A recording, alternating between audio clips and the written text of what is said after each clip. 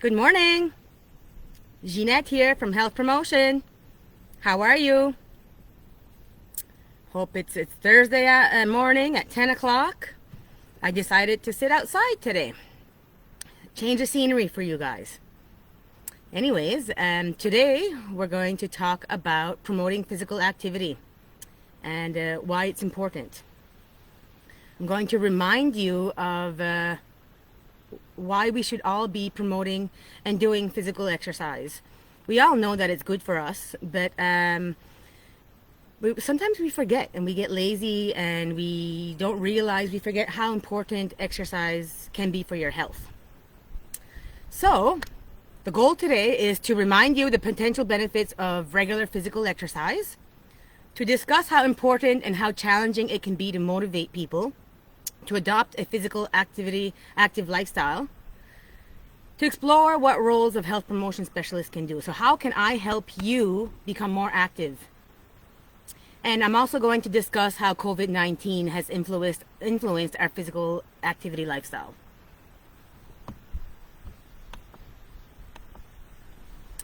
So did you know that there's a minimum target of physical exercise?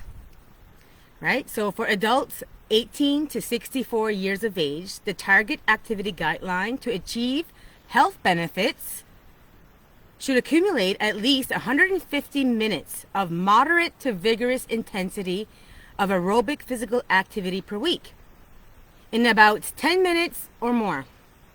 So you could do 10 minutes in the morning, 10 minutes in the afternoon, 10 minutes in the evening, if this is something that you're new to. It's also beneficial to add muscle and bone strengthening activities using major muscle groups at least 2 days a week. The more physical activity you do, the greater the health benefits it can provide. In 2011, New Adult Canadian Physical Activity Guidelines was created as a result of an extensive literature review examining the link between physical activity and health. This was in 2011. The reference there is Csep, Canadian Physical Activity Guidelines for Adults. Csep is one of the major leading physical exercise in Canada. So that came out in 2011. In 2016, only 13% of Canadian adults were aware of these guidelines. 5 years after the new guidelines, it was reported that only 13% of Canadians adults knew about the activity guidelines. In the same study, those who knew about it reported significantly higher physical activity level. So they're already doing above and beyond the minimum of 150 minutes of moderate to vigorous exercise. In another study, they reported that researchers and public health agency personnel were knowledgeable about the guidelines and promoted them on their website. The research also showed that less than 10% of the Canadian general population was aware of the guidelines and 5% were aware of the sedentary guidelines. That's not much. Right? Why are we not able to get this message through? So why bother exercising? Because exercising is medicine. We've heard this multiple times. It's a vicious cycle. You have somebody who is injured or who has no motivation or who doesn't know how to exercise. So they don't exercise. They have low physical activity. Low physical activity is correlated to disease. Because they have a disease, they do even less physical activity, which creates more disease. You see how this is a vicious cycle. In a clinical setting, it is observed all the time in the management of osteoarthritis in the knees. Patients have their knee hurt, so if they do too much, so they do less. Unfortunately, they don't alter their eating habits. So they gain weight, which is not only worsens the trajectory of the osteoarthritis, but increases the risk of obesity, hypertension, diabetes, and heart disease, just to name a few. So I'm going to kind of test your knowledge to see if you can answer some of my questions. Just a quick true or false. You can answer it in your head, or you can put a comment on my page here. First question. Physical activity is a powerful therapeutic agent. Do you think this is true or false? True, right? Yes, physical activity. Our bodies are made to move. We're not made to be sitting down all the time. So therapeutic agent is good for the mind, it's good for the soul, it's good for the body. Canadian medical schools provide adequate training and exercise prescription. True or false? False. Our doctors, our medical schools do not have the amount of training in physical exercise and physical activity as they do in the medical aspect. Okay, they focus on treatment, not prevention. Physicians seldom make the time to discuss the benefits of exercise with their patients. True or false? True. They're too busy, right? Often people don't care. They don't want to do physical activity. They want a quick magic pill, right? So the doctors, they don't talk about it. Well, not all of them, but most of them, because they don't have the education or the knowledge or the time. Physical activity can be as effective as medication in the treatment of depression. True or false? That is true. Yes. It can help with the treatment of depression. Oh, there's a B. Oh my God. Sorry. I didn't plan for that one. Okay. Promoting physical activity is complicated and best handled by an exercise physiologist. True or false? False. Exercise does not have to be complicated. Anybody can do it. You just need to find the right physical activity for you. If you have complicated disease and complicated injuries, then yes, maybe a physiologist, exercise physiologist would be your best choice. But in general, anybody at every age can do physical activity. 80% of Canadian adults fail to meet the recommended daily activity guidelines. True or false? True. As we mentioned, only 13% of adult Canadians knew about the minimum activity guidelines. Has COVID-19 pandemic positively influenced physical activity? True or false? False. Okay? So I know some people say, yeah, well, I'm seeing more families walking together, but we don't have our sports teams. Our kids are not playing sports. We're not golfing as much. Well, maybe now. A lot of people are on their computers or video gaming. It has not done a positive impact on physical activity, COVID-19. So just a little thing here, a little thing I'm going to read. The Fitbit company that tracks an individual physical activity level with a wearable and shareable physical activity data from 30 million users demonstrated a substantial reduction between 7 to 38% in average step counts in the countries compared with the same period last year. In Canada, the step counts were down by 14% late March. So people who are committed to live a physical activity lifestyle with a wearable had seen a reduction in their physical activity level. Other individuals restricted from doing structured activities such as hockey, soccer, basketball may also be less active. The elderly have a tendency of being less active because they are the most vulnerable and are less inclined to leave their homes. Okay. So, now what? What if I told you that we're in 3 pandemics, not just one? Okay? You're like, what? COVID-19 is one pandemic. The physical inactivity pandemic, which was declared in 2012. And then the sedentary behavior pandemic. And I'm going to elaborate a little bit more on those. Okay? The physical inactivity pandemic was declared in 2012. 30% of CAF personnel have difficulty meeting the Canadian physical activity guidelines. And only 16% of the adults and 7% of the children meet the Canadian physical activity guidelines. The challenge of meeting the minimum guidelines and reducing sedentary behavior already existed before COVID-19. The physical inactivity pandemic has been officially declared in 2012 by international researchers, and very little was accomplished to improve the situation, despite health promotion efforts. Physical activity levels haven't changed over the last years for Canadian population. An improvement was observed in the Canadian Armed Forces between 2008 and 2014. Awesome work. However, it is not clear if the new physical activity measures within the Canadian Armed Forces Health Survey, if the level had improved between 2014 and 2019. More reports from Statistics Canada has to be looked at and to answer some questions. Your sedentary behavior pandemic, okay?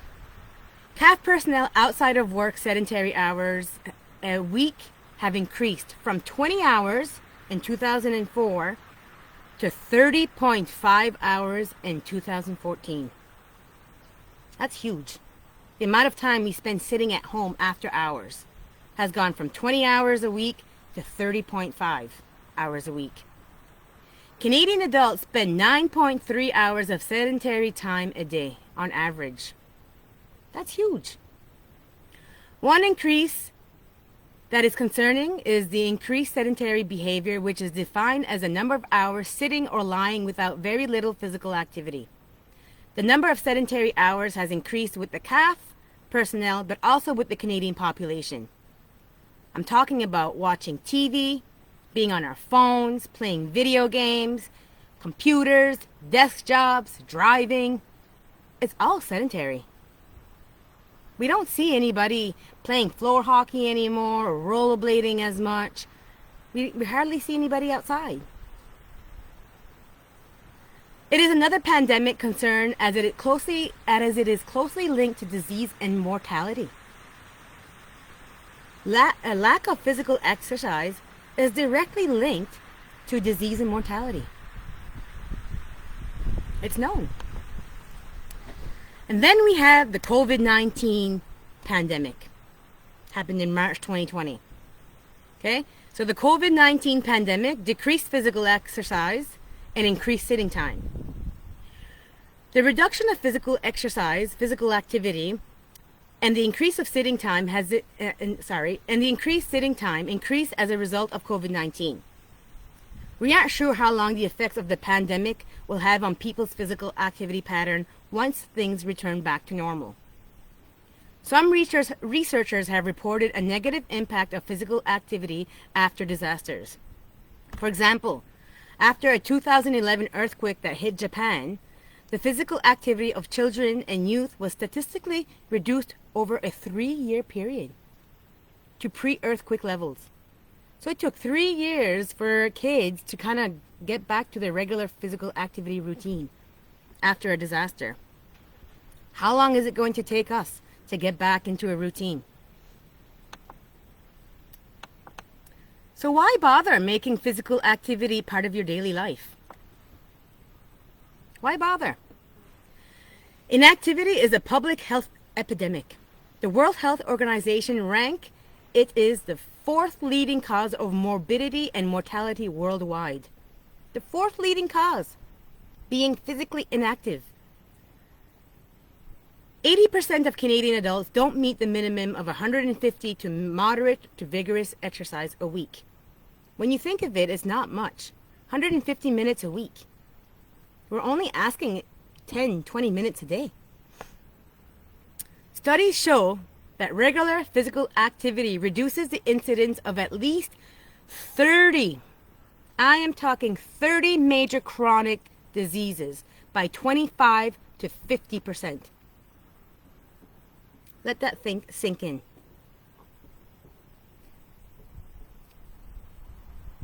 Studies show regular physical activity reduces the incidence of at least 30 major chronic diseases by 25 to 50%.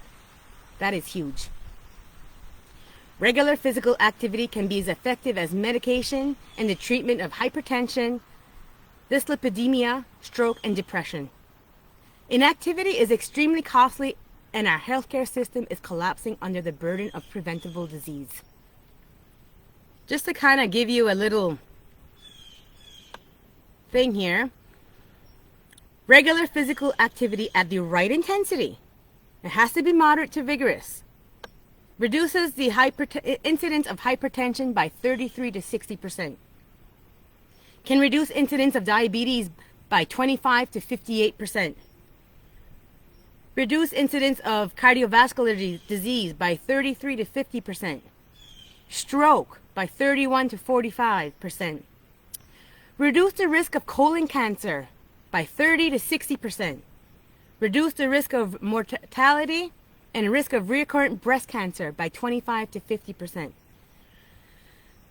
Regular physical activity reduces the risk of developing Alzheimer's by 40%. Decreases depression as effectively as medication or cognitive, that's a hard word, behavioral therapy. Reduces the risk of premature death by 31 to 50%. Those are huge. Those are big percentages. I'm going to post that up on my page after the presentation here.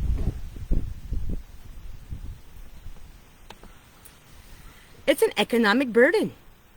The total healthcare cost of physical inactivity for 7 primary chronic disease, only 7 out of the 30 that I talked about earlier, is $6.8 billion a year. The total economic burden of excess weight and physical inactivity is $29 billion a year. Individual economic impact of the consequences of inactivity is priceless for many. The projected cost saving by increasing the physical activity in the Canadian adult population by 10% is $7.5 billion by the year 2040. So if you and your family can start being a little bit more physically active, and if we all do that, 10% of our population does that, we could save our healthcare system $7.5 billion by the year of 2040.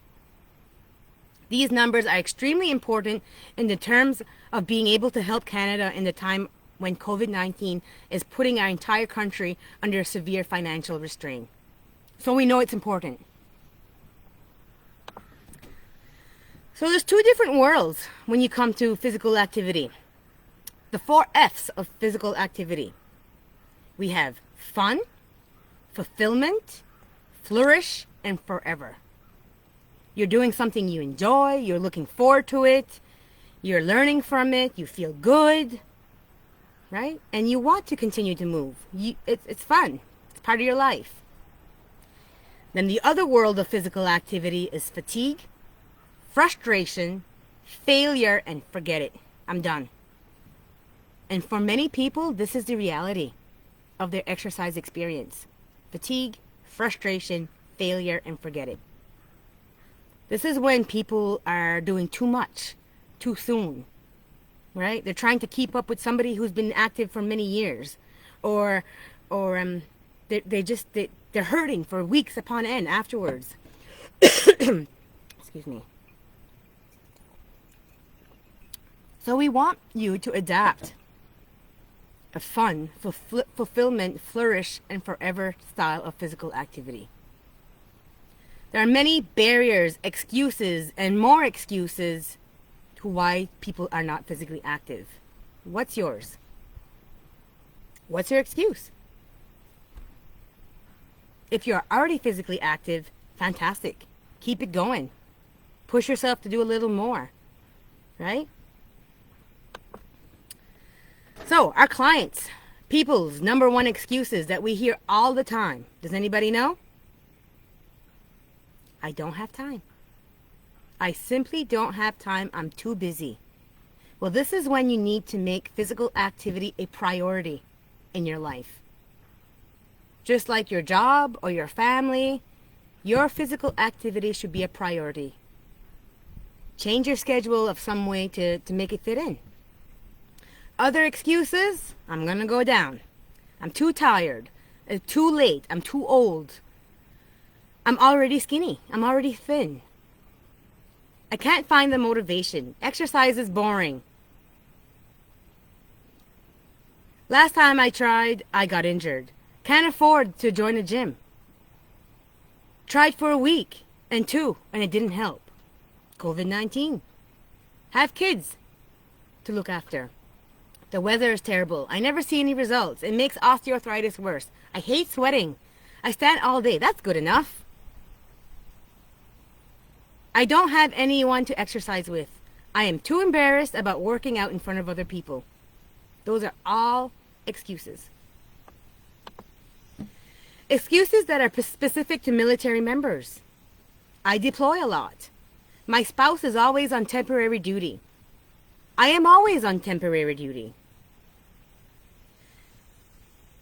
Exercising interferes with my family time.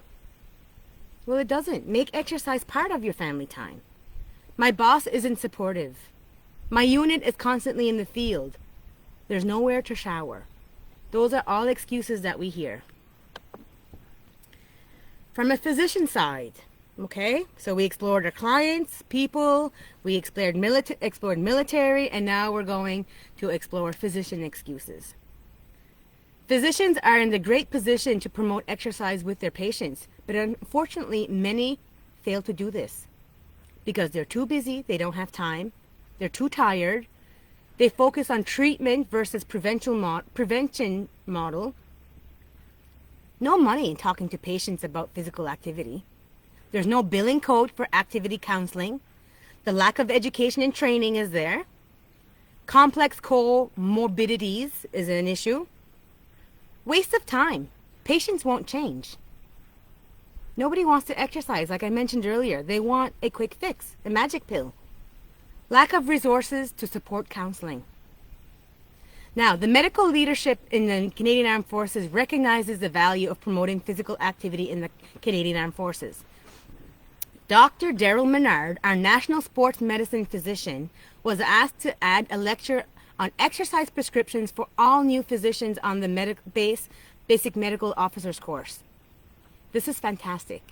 This has been done for the last 4 years and is being very well received. So that's a good step.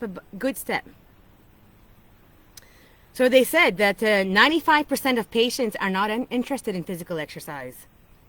85% of patients prefer medication, and 84% lack the resources to support exercise.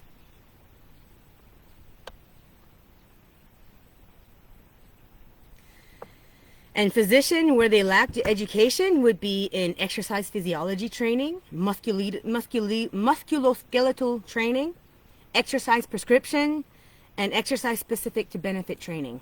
So those are all areas where the physicians kind of don't have their experience. But you have lots of fitness instructors and personal trainers, health promotion educators, physiotherapists. They're all there. They have that training. Health promotion specialist excuse. That's my job. What's our excuses? We're too busy. We don't have time. Again, waste of time. Clients won't change. You don't want to hear you need to exercise. We know that. But we do. We do need to exercise. PSP fitness staff is responsibility. Okay, so it's not my responsibility as a health promotion specialist. We got fitness staff to do that. We all have a part in promoting physical activity. Some people have lack of education and training. My background is kinesiology. So I have the background in here, right? Where maybe I lack some experience in mental fitness, suicide awareness, or something like that. Stress and anger and stuff like that. Liability concerns, right? What if somebody gets hurt when I tell them to do exercise? So let's make these changes happen. How can I help you become more physically active? Let me know. Give me a shout. I want to help. I'm going to start the conversation. And I'm going to ask you, how many days a week do you do moderate to vigorous physical activity? Okay? I've been active all my life. I've played sports since I was a young little girl, from soccer to volleyball, badminton, hockey, cycling, you name it. I've done it. Then I went to university, and then where I switched more to fitness classes, to personal training in the weight room, weightlifting.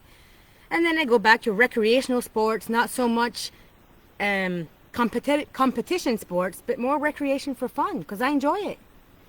So as you move in your life, as you grow older, your activity levels will change, and that's okay. But the main thing is to keep active. So, how many days of vigorous to moderate to vigorous physical activity do you do? The number of minutes you are physically active on those days. Sorry. If you're averaging at least 150 minutes a week, then you're doing well. Keep up the good work. If you are not meeting the minimal activity recommendations, then let's explore what is preventing you from doing so.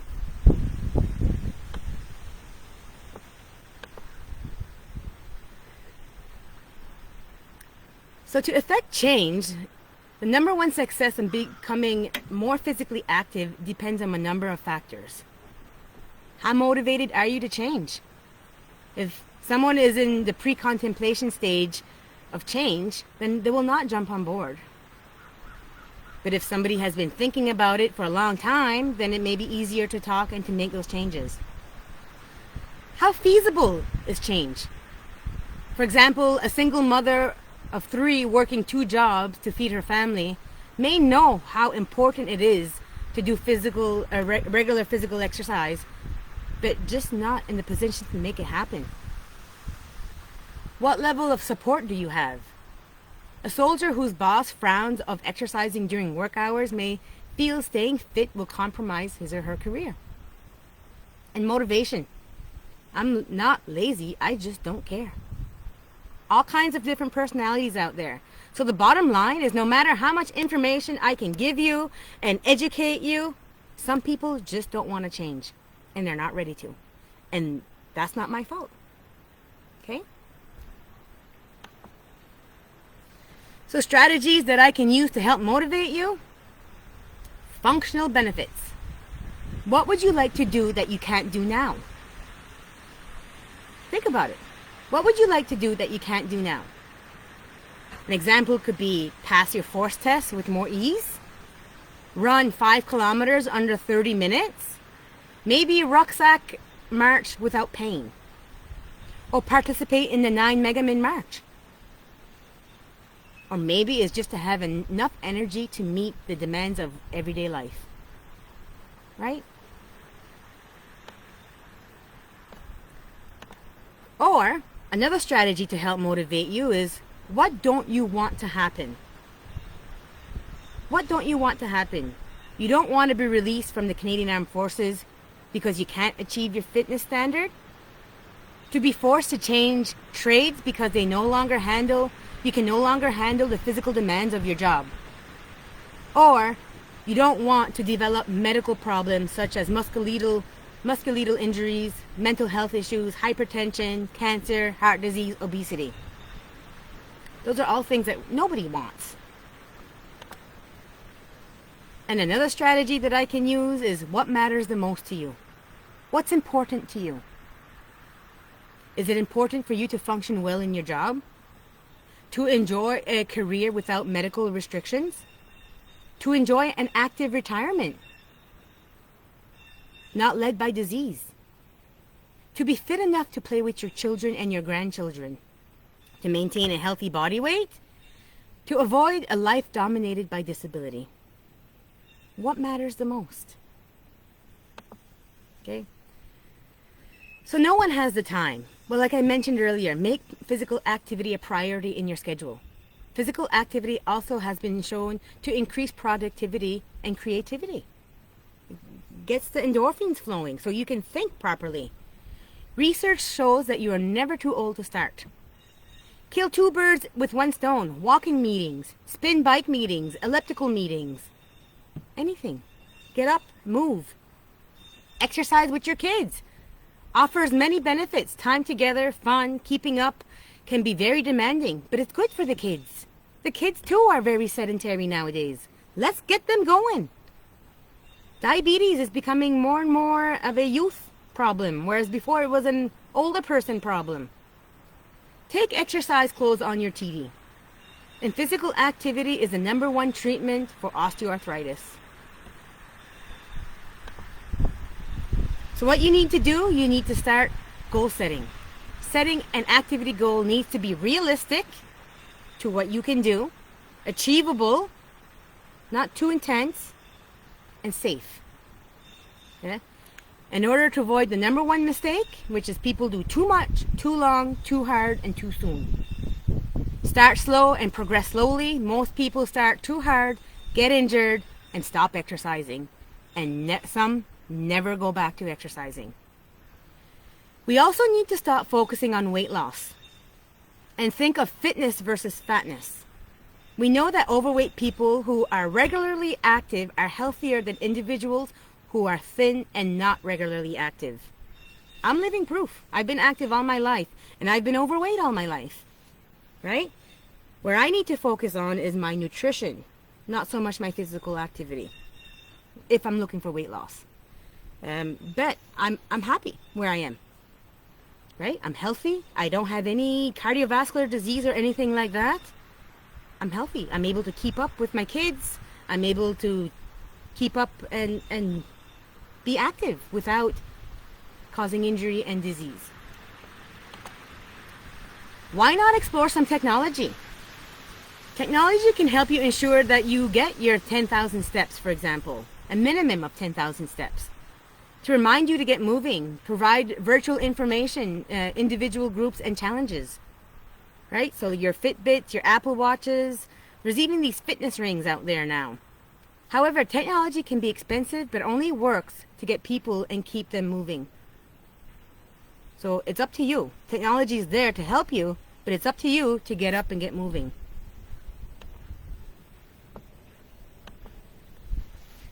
Take advantage of our facilities when they're open.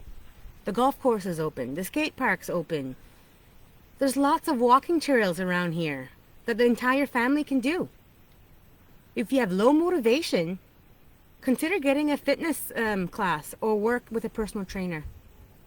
We have Susie, we have Josh, we have Morgan, and I think they're getting another trainer as well.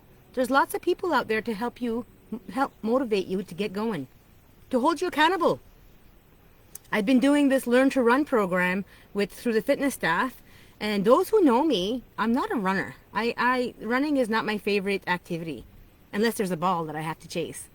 However, I've been doing this Learn to Run, and I'm learning to enjoy it. And I'm taking my kids and my dogs, and I'm getting better. Be patient with yourself. Just because you missed a few workouts, it doesn't mean that you have to scrap the entire program. Get back on the wagon. If you fall off the exercise wagon, get back on it. No matter how many times you fall off. Okay? We all fall off the wagon, the exercise wagon. But life happens, right? Life throws all kinds of different balls at us, and it's up to us to be able to manage the stressors in our life, but to continue with our physical activity once we're able to. Reward yourself. Praise yourself for when you succeed.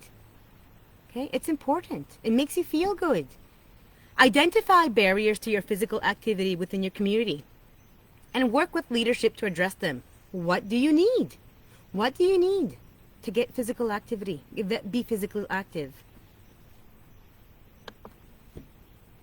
So what's out there? The evidence is overwhelming, demonstrating that nearly everyone can benefit from becoming more physically active. The challenge is to have all individuals in adopting a little bit more physical activity every day.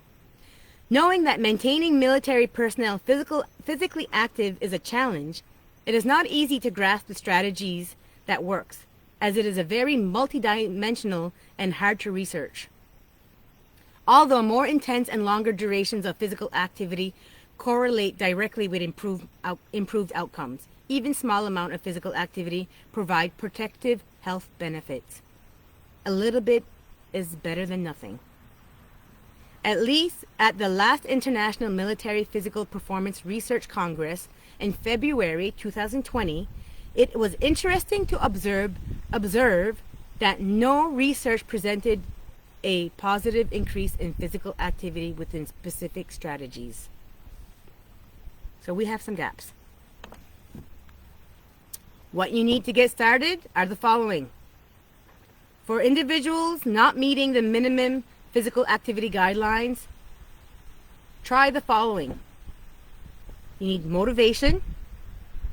So find someone to help pump you up, get going, okay, to praise you, to make you feel good. Set goals. Today I'm going to walk for 10 minutes. I'm going to run for 10 minutes or 5 minutes, whatever it may be. Set daily goals, weekly goals. Overcome obstacles. Well, I have my kids at home. Bring your kids with you. It's okay if it's the exercise, that goal that you have in mind is not perfect. Okay? Tracking your exercise. Keep track so you can see your progress. Have available support. So again, people who will help you focus on your inner strength, build hope, self-empowerment goes a long ways. So what is the payback of being physically active? Increased physical activity will then provide good physical functioning. You'll feel better. Then you'll become more physically active, which then turns into being energized, feeling good, good positive body image, more creative, enjoying life, laughing more, and longevity. It's amazing what even a small increase of physical activity can do to improve the quality of life of one person. We also know from experience that adapting one positive lifestyle change increases the chances that people will make other lifestyle changes. So my key message here is inactivity is a public health pandemic. Doing 150 minutes of moderate to vigorous physical activity a week can reduce the risk of major chronic disease by 25 to 50%. Doing 15 minutes of moderate to vigorous physical activity a day is associated with the 15% decrease in relative mortality risk. 15 minutes a day. That's not much. We can all find 15 minutes. And motivating people to adopt the physical activity lifestyle can be challenging. Do you have any ideas? What we can do to help? Please share them with me. Comment on my video. Send me a message. I am open to any ideas you may have. Oops. So my conclusion that I leave with you today is physical inactivity is and will remain one of the gravest threats to public health for this future and future generations of Canadians unless a catalyst for change can be found. You, me, we can be the catalyst for change. Let's do this. Let's protect our healthcare system. Let's make the change happen. It doesn't cost us any money to be physically active. We just need to go outside, right? So that is the end of my presentation today, my coffee break. I want to thank you for those of you who tuned in. Again, this information, I forgot to mention this, but this information belongs to Strengthening of the Forces. It's professional literature, researchers have done this. This information is up to date and it belongs to Strengthening the Forces, Canadian Armed Forces. You should not be distributing it for your own personal business and stuff like that. Join me on Monday. I'm going to be talking to you on Monday for my quick live 15-minute chat on exercising injury-free. How to exercise without injuries, I guess. Just a quick chat, and if you're looking at starting a new physical activity routine, then I'm going to give you some tips and some goals on how to start without injuries.